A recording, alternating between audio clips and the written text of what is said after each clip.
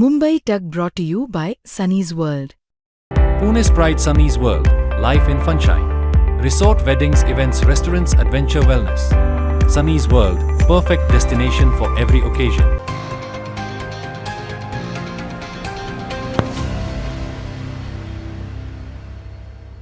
तुम्हाला आठवतंय काही दिवसांपूर्वी आपल्या केंद्रीय अर्थमंत्री निर्मला सीतारामन म्हणालेल्या होत्या की रुपया कमजोर होत नाहीये तर डॉलर मजबूत होतोय। म्हणजे त्याही वेळेला रुपयाची जी डॉलरच्या तुलनेत घसरण होत होती त्यावेळेला हा तर्क सांगितला जात होता की डॉलर मजबूत होतोय, आपला रुपया घसरत नाहीये। पण खरंच असं होतंय का? आणि असं असेल तर मग रुपया बाकी देशांच्या सुद्धा चलनापेक्षा घसरलेला आपल्याला का पाहायला मिळतोय? इकॉनॉमिक टाइम्सच्या रिपोर्टनुसार तर गेल्या वर्षभरामध्ये केवळ डॉलर नाही तर इतर देशांच्या चलनाच्या तुलनेमध्ये सुद्धा आपला रुपया हा 25% घसरलेला आहे। आपल्या भारताचा रुपया हा बाकी देशांच्या चलनापेक्षा का घसरतोय? इतर देशांची स्थिती नेमकी काय आहे आणि भारताच्या रुपयाची स्थिती नेमकी काय आहे? जसं आपण हे पेट्रोलच्या बाबतीत समजून घेतलेलं होतं की आता जी युद्धजन्य स्थिती आहे आणि त्याच्यामुळे आपल्या देशामध्ये जशी पेट्रोलची दरवाढ होते, इतर देशांमध्ये काय आहे? इतर देशांपेक्षा, खास करून आपल्या शेजारच्या देशांपेक्षा आपली अवस्था बिकट आहे का? तर हीच गोष्ट आज आपण आपलं जे चलन आहे रुपया त्या कॉन्टेक्स्टने समजून घेऊया, कारण तोच रुपया हा आपल्या खिशामध्ये सुद्धा असतो आणि त्याचं अवमूल्यन होणं हा आपल्यासाठी सुद्धा खूप मोठा धोका आहे। तर नेमकी परिस्थिती काय आहे हे आजच्या व्हिडिओमधून समजून घेऊया। नमस्कार, मी अनुजा, तुम्ही पाहत आहात मुंबई तक। अमेरिका इराण युद्ध सुरू झालं 28 फेब्रुवारी 2026 ला। त्यावेळी डॉलरच्या तुलनेत रुपया होता 90 वर।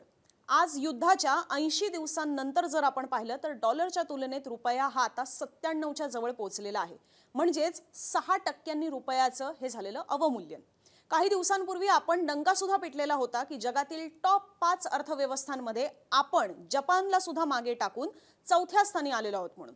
आज मात्र आपण 6व्या स्थानी गेलेलो आहोत। 2018 ला आपली जी स्थिती होती ना त्याच स्थितीवर आपण गेलेलो आहोत। म्हणजेच आत्ताच्या ऊर्जा संकटाने भारताला 8 वर्ष मागे ढकललेलं आहे। काही दिवसांपूर्वी आपल्याच पंतप्रधानांची एक जे भाषणातली क्लिप होती ती तुम्ही कदाचित ऐकली असेल, ज्याच्यामध्ये ते म्हणत होते की जर अशाच पद्धतीने सगळ्या गोष्टी सुरू राहिल्या तर गेल्या अनेक दशकांपासूनचे जे सगळे आपले प्रयत्न होते ते पाण्यात गेल्यासारखे ठरतील। कुठेतरी हेच आपल्याला पाहायला मिळते की आत्ताच जी परिस्थिती आहे त्याच्यामध्ये आपण 2018च्या वेळेवर किंवा त्या स्थितीवर पोहोचलेलो आहोत। अमेरिका इराण युद्ध सुरू झाल्यापासून डॉलरच्या तुलनेत इतर देशांची चलनं ही नेमकी कशी घसरतायत, त्याच्यामध्ये रुपया कुठल्या स्थानी आहे ते सुद्धा पाहूयात।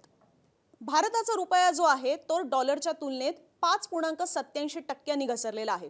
त्याच्या खालोखाल नंबर कोणाचा लागत असेल तर तो आहे जपानच्या येन या चलनाचा, ते सुद्धा 1.75% घसरलेला आहे। त्या खालोखाल आपण जर पाहिलं तर युरो हा सुद्धा 1.67% घसरलेला आहे। ब्रिटिश पाऊंड सुद्धा 1.27% घसरलेला आहे। पण याच्यामध्ये जर कुठल्या चलनाच्या डॉलरच्या तुलनेत वाढ झालेली असेल तर ती आपल्याला रशिया आणि चीन ह्यांच्या करन्सीची पाहायला मिळते। रशियाचं रुबल म्हणून जे त्यांचं चलन आहे ते तर 5.58% वधारलेलं आहे, वृद्धी त्याच्यामध्ये म्हणजे वाढ झालेली आहे। आणि चीनचा युआन जो आहे त्याच्यामध्ये सुद्धा कमी आहे तुलनेनं, पण 0.70% जर आपण पाहिली तर त्याच्यामध्ये सुद्धा आपल्याला वाढ झालेली पाहायला मिळते। एवढंच नाही तर अगदी पाकिस्तान आणि बांगलादेशच्या चलनातलं आणि रुपयातलं अंतरही कमी होत चाललेलं आहे, असं वृत्त सुद्धा इकॉनॉमिक टाइम्सनेच दिलेलं आहे। भारताचा रुपया हा पाकिस्तानच्या रुपयापेक्षा चांगलाच मजबूत होता, पण गेल्या 1 वर्षभराची स्थिती जर आपण पाहिली तर आता त्याच्यामध्ये सुद्धा 11% घट होते। ते सुद्धा इकॉनॉमिक टाइम्सने त्याबद्दलची आकडेवारी दिलेली आहे, ती सुद्धा समजून घेऊया। 2016 ला भारताचा 1 रुपया म्हणजे पाकिस्तानचे 1 रुपये 56 पैसे होते। हेच पुढे करत आपण जर पाहिलं तर हळूहळू त्याच्यात वाढच होत गेलेली आहे। म्हणजेच भारताचा 1 रुपया हा 2024 ला पाकिस्तानचा 3 रुपया 34 पैसे इतका महाग झालेला होता, पाकिस्तानचा रुपया भारताच्या तुलनेत। पण आता 2026 ची स्थिती जर आपण पाहिली तर परत एकदा परिस्थिती ही बदलत चाललेली आहे। 2026 मध्ये भारताचा 1 रुपया म्हणजे पाकिस्तानचे 2 रुपये 89 पैसे झालेले आहेत। याचाच अर्थ 2024 मध्ये जिकडे भारताचा 1 रुपया हा पाकिस्तानच्या 3 रुपयांपर्यंत होता, तोच आता भारताचा 1 रुपया हा पाकिस्तानच्या 2 रुपये 89 पैशांवर घसरलेला आहे। अर्थात पाकिस्तान, बांगलादेश सारख्या देशांसोबत आपली तुलना काही होऊ शकत नाही, कारण पाकिस्तानची अर्थव्यवस्था ही तर अक्षरशः व्हेंटिलेटरवर असल्यासारखी आहे। IMF कडून त्यांना फंड्स घ्यावे लागतात आणि त्याच्या जोरावर ते जगतात सुद्धा। बांगलादेश सुद्धा खूप मोठ्या आर्थिक आणि राजकीय संकटातून गेलेला आहेच। पण सध्याच्या स्थितीत पाकिस्तानच्या रुपयापेक्षा भारताच्या रुपयाचं मूल्य हे डॉलरच्या तुलनेत वेगानं घसरत चाललेलं आहे। अशात भारताचा रुपया पाकिस्तानपेक्षा जास्त व्हॉलेटाइल दिसणं हे सुद्धा जगात भारताच्या रुपयाचं काही चांगलं इम्प्रेशन पाडणारं नाहीये, याचा मात्र नक्कीच विचार व्हायला हवा। या सगळ्या गोष्टी ज्या आहेत या फक्त म्हणजे आता जे सगळे तुम्हाला मी रुपया संदर्भात सांगते हे काय फक्त हा कन्सर्न किंवा चिंतेचा विषय सरकार आणि अर्थतज्ञ यांच्यापुरताच मर्यादित नाहीये असं समजूही नका की ह्याने मला काय फरक पडतो. या शेवटी सगळ्या गोष्टी ज्या आहेत या आपल्याच खिशातल्या पैशांसंदर्भातल्या आहेत. आपल्यालाच त्याचा फटका हा बसणार आहे. डॉलरच्या तुलनेत रुपया घसरण्यामागचं सगळ्यात मोठं कारण आहे आपल्या देशाची अजूनही इतर देशांवर असलेली निर्भरता. आपला देश भारत निर्यातीपेक्षा आयातच जास्त करतो. कच्चं तेल असेल, सोनं असेल, खतं असतील, हे तर इतक्या सगळ्या मोठ्या प्रमाणात आयात आपल्याला करावं लागतं आणि हे आयात करताना आपल्याला व्यवहार जो आहे तो मात्र डॉलरमध्ये करावा लागतो. आधी $1 जर आपण 90 रुपये मोजत होतो तर तेच आता आपल्याला 97 रुपयांपर्यंत पैसे जे आहेत ते मोजावे लागतात. म्हणजेच आता आपण जे काही बाहेरच्या देशांमधनं खरेदी करू ते आधीपेक्षा आपल्याला खूप जास्त महागात पडतंय आणि इथून पुढे सुद्धा महागात पडतच जाणार आहे. एकदा का बाहेरून मोठ्या प्रमाणात आपण खरेदी करतोय ते कच्चं तेलच महागलं की त्याच कच्च्या तेलापासून बनणारं पेट्रोल डिझेल सुद्धा महागणार आहे. ते महागलं की त्याच सगळ्या पेट्रोल डिझेलच्या वापरातनंच आपण ज्या सगळ्या वस्तूंची ने-आण करत असतो त्याही गोष्टी महाग होत जाणार आहेत. मग हळूहळू रिझर्व्ह बँक ऑफ इंडिया सुद्धा व्याजदर वाढवणार. परिणामी तुमचे EMI जे आहेत ते सुद्धा महाग होत जाणार आहेत.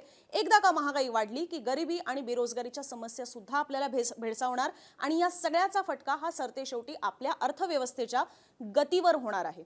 त्यामुळेच ₹1 घसरल्याचा किती मोठा फटका आपल्याला बसतो हे त्यातनं आपल्याला पाहायला मिळते आणि म्हणूनच मगाशी जसं सांगितलेलं होतं अर्थव्यवस्था जी आपली 4थ्या स्थानापर्यंत गेलेली होती ती परत एकदा घसरून 6व्या स्थानी गेलेली आहे.